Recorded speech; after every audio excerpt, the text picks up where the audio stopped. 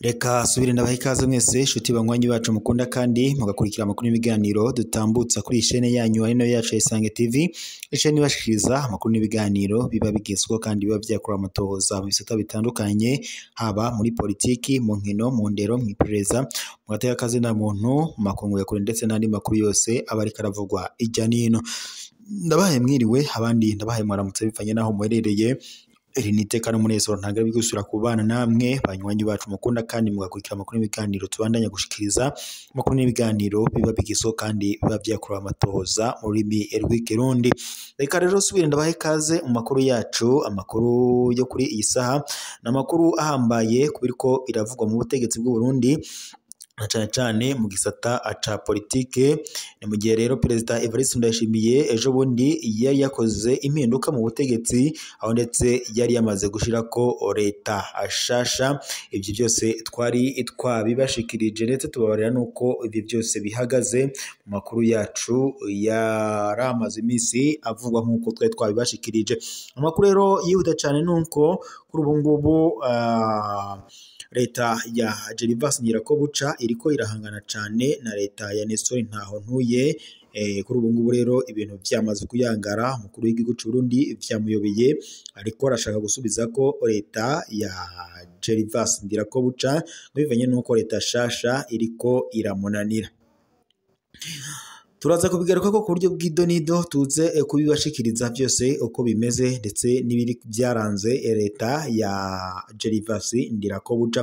Turaza kandi kunyarukira kubiriko biravugwa mu Burundi, turabirame ku wahoze ari umushikiranganje wa mbere wa leta y'u Burundi Arengiyome Bunyoni. Tuze kurabira hamwe kubiriko biramuvugwa ko aho afungiye mu ibohero rikuru rya Gitega ndetse n'ibiriko biravugwa kubijanye n'umunyororo wiwe yapfunzwemo nyene cyangwa se n'ivyo yagirizwa bivanye nuko umukuru w'igihugu c'u Burundi yamaze gufata ingingo zikomakomeye. Akaba kandi avuga ko Gervas Ndirakobuca abambe Reverien, akaba avuga ko rero kuri ubu ngubu Arengiyome Bunyoni murabizi ko yari yakatiwe umunyororo wo gupfunga ubuzima bwe bwose, ariko biriko biranuganurwa ko yoba agira asabe ikigongwe ngo abe yagabanirizwa igihano. Wahoze ari umushikiranganje wa mbere wa leta y'u Burundi ari Arengiyome Bunyoni, hirya y'ejo ngo niho yashirwa mu rukiko rwa leta y'u Burundi, inyuma yo kuboneka ko atazopfa arekuwe ku munsi w'ejo. Ngo niho yava mu gacerere avuga ukuri kose ashira ku mugaragaro, aho ngo yashoboye kuhavugira amajambo menshi ateye agahinda na cane amabi bakoreye igihugu c'u Burundi. Yongera kandi avuga ivyo byose atabikora wenyene, ko ngo hari imigwi itanu y'iterabwoba bakorana mu kunyuruza itunga ry'igihugu. Turaza kubirabira hamwe ku buryo bw'idonido, turabira hamwe mbega ivyo byose kuri ubu ngubu leta ya Perezida Ndayishimiye iraza kubivuga ko iki. Reka turabire hamwe rero abaraye bavuye mu mabanga muri leta ya Gervas Ndirakobuca. Abo nibo bahora rero baba batambira Perezida Evariste Ndayishimiye ndetse n'umutamukanyi wiwe mu bikorane, none ubu batakiri muri ayo mabanga. Abashikiranganje 11 bo muri leta ya Gervas Ndirakobuca baraye bakuwe, bose barasubirizwa. Bamwe bari baherutse gutorwa mu nama nshingamateka na nkenguzamateka. Ni leta kandi yananiwe, isize abarundi mu bibazo by'ubukene, ikena ry'igitoro, ikena ry'amafaranga mvamakungu, iduga ridasanzwe ry'ibiciro, isize kandi akarenganyo katagira izina, indiri z'abantu bavundiye mu busho bw'iperereza, abahejeje umunyororo batararekurwa, ndetse inzirakarengane nyinshi cane zifungiwe ubusa. Ni leta kandi yanyuruje abantu batari bakeya baraburwa irengero. Ni leta kandi igiye yivye amatora ku rugero rwo rutari rwigere rubaho mu gihugu cacu c'u Burundi. Leta isize umwiheburo mu banyagihugu. Uwa mbere ni Gervas Ndirakobuca yahora ari umushikiranganje wa mbere wa leta y'u Burundi kuri ubu yasubirijwe na Nestor Ntawontuye. Yaraye rero atowe kurongora inama nkenguzamateka, ni umushikiranganje kandi wa mbere atigeze yoroherwa nawe nyene, yabohewe amaboko imugongo n'urugo rwa Perezida Evariste Ndayishimiye, ajanye imyidogo myinshi, yanubahutse kandi kuvugira mu nama nshingamateka ko ibibazo bimwe bimwe atariwe abibazwa, nta nguvu na nkeya yari afise ku bushikiranganje bwiwe.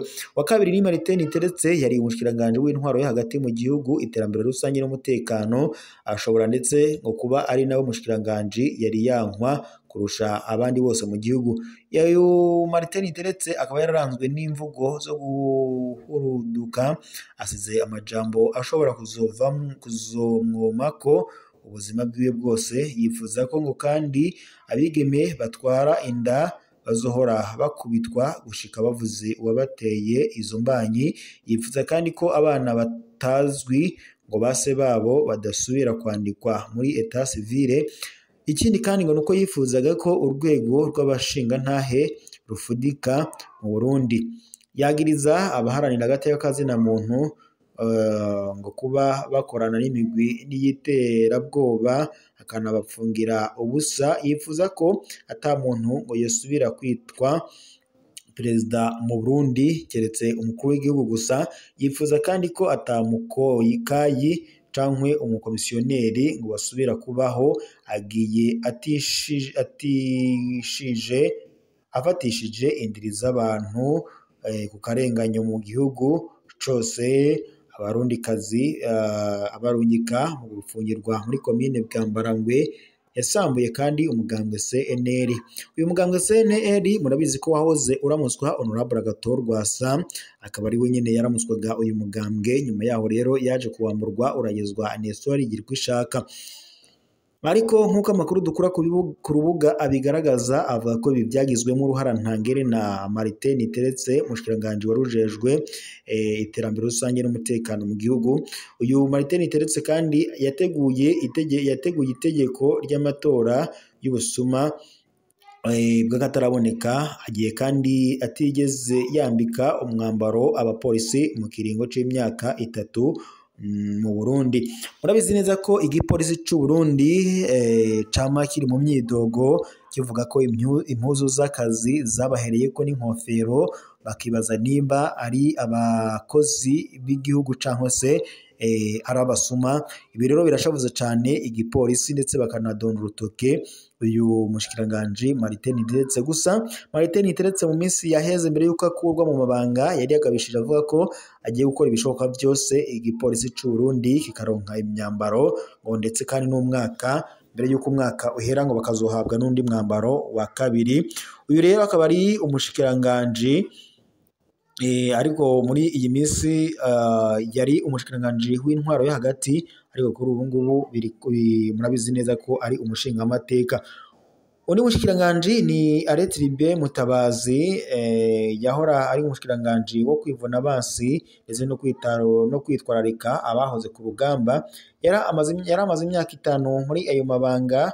Uyu kandi yabaye imbonerakure ya mbere yarongoye ubwo bushikiranganje bw'iteka. Byari bigoye kumenya ico ajejwe, ntiyigeze asigurira abarundi impamvu abasirikare bagiye guhonera muri Republika Iharanira Intwaro Rusange ya Kongo, bakanarwana mu mwambaro w'ibendera vya Republika Iharanira Demokarasi ya Kongo, bakagwanira hamwe ndetse na FDLR. Mbere benshi bagahemukirwa, biri mu vyatumye haburirwa abasoda benshi mu Burundi.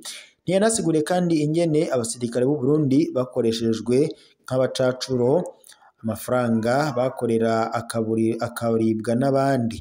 Asize kandi imyidogo myinshi mu bahoze ku rugamba, na cane abahoze mu gisirikare ca kera, aho bavuga ko bakumiriwe.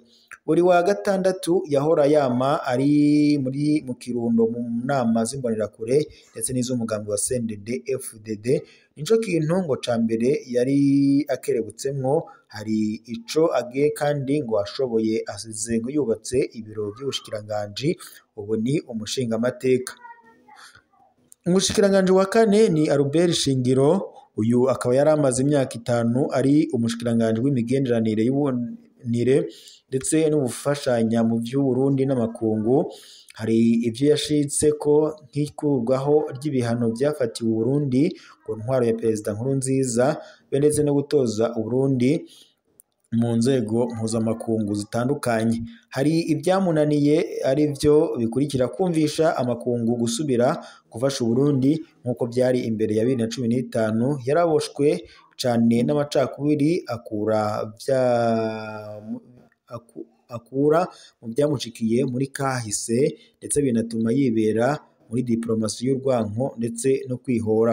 Ntiyanemeye guhitamwo abagenzi ivy'ukuri bafitiye akamaro Burundi.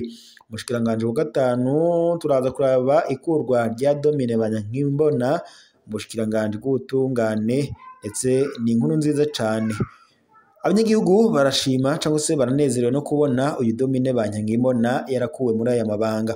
Umukenyezi adashobora kumva amarira y'abanyagihugu ndetse n'ayabarenganywa, kubona agiye ngo ni adatunganirije Christian Butoyi, Imana ngo ize yame ibimwibutsa amarira n'agahinda asize ngo mu miryango y'inzirakarengane, aze ngo amuherekeze. Ibi rero ni bimwe mu by'abanyagihugu bidoga batwandikiye biyamiriza ibya Domine Banyankimbona, kuko ngo yari yaraboheye amaboko imugongo na cane ico kibanza c'umushikiranganji ubutungane ngo yari yarakishe. Uno mushikiranganji ni Prosper Dodiko. Akaba rero Prosper Dodiko yari umushikiranganji ajejwe ibidukikije, uburimi n'ubworozi.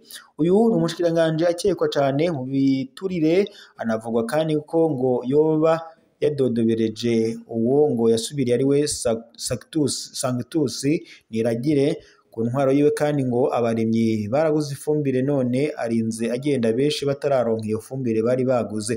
Igura ry'ibigori muri Anagese ngo ryarabayemo kandi amanyanga menshi, mu nyuma amatoni arabora kubera ukubikwa nabi. Nta na kimwe ngo asigiye abarundi bazomwibukira ko mu bijanye no gukingira ibidukikije. Ajanye kandi ibanga ry'amamiliyari hafi 300 yahawe na Perezida Evariste Ndayishimiye ngo akwiragize ubukwavu mu gihugu cose muri 2023. None akaba ata n'umutumba n'umwe gusa ubwo agiye asigiye izo nkwavu. Abanyagihugu rero bakaba bibaza, mbega ayo mahera yose yajanywe hehe?